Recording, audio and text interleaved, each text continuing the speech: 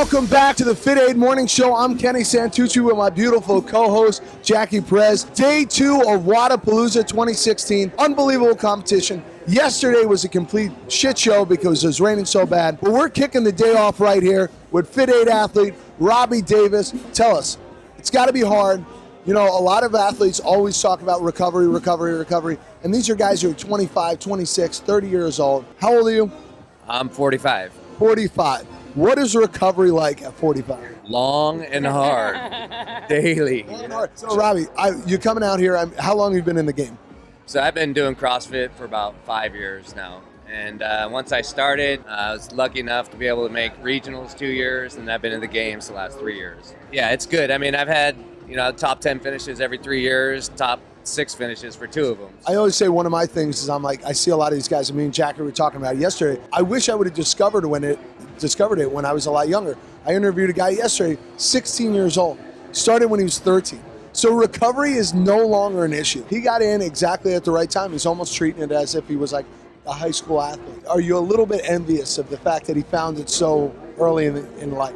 I played football, soccer, baseball, all that stuff, and rugby as I got a little older. I'm like, man, if I had this when I was 13 years old or 15 years old, it'd be a whole different game. It's a game changer. Do you ever think like, okay, I went to the games, I should just save my energy, save myself for the big dance and stop doing so many like smaller competitions? Because I'm sure you're doing competitions all over the place, right? Nah, I've held back. Like you said, I've been to the games, and I come from a small town up in the mountains in Colorado, so it's hard to find good competitions, I stick to like Wodapalooza, Granite Games, things like that, the bigger ones, so you got the competition there.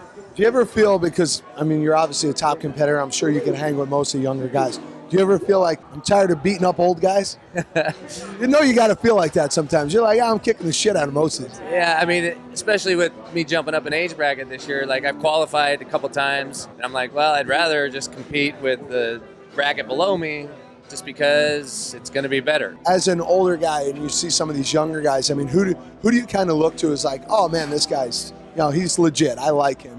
It's crazy. Every year it changes. Every new year there's a new guy coming out. Like last year, Cody Anderson, or year before last, made a big splash and then he didn't make the games. And to see, like, I'm working with a younger kid now, he's like 16 years old and he wants to go. And it's crazy how fast they develop and become a CrossFit athlete as compared to just like a general athlete. Look at the sport in general, the sport of weightlifting, how long it took people to hit some of the numbers. And now out of nowhere, we're seeing people hit ridiculous numbers.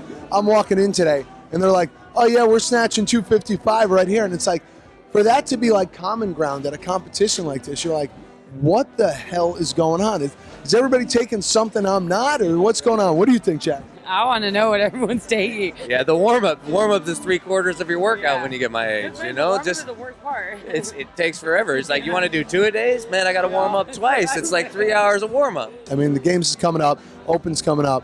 What's after that? Yeah, try and go to the games again. All right, well, Robbie, thank you for stopping in.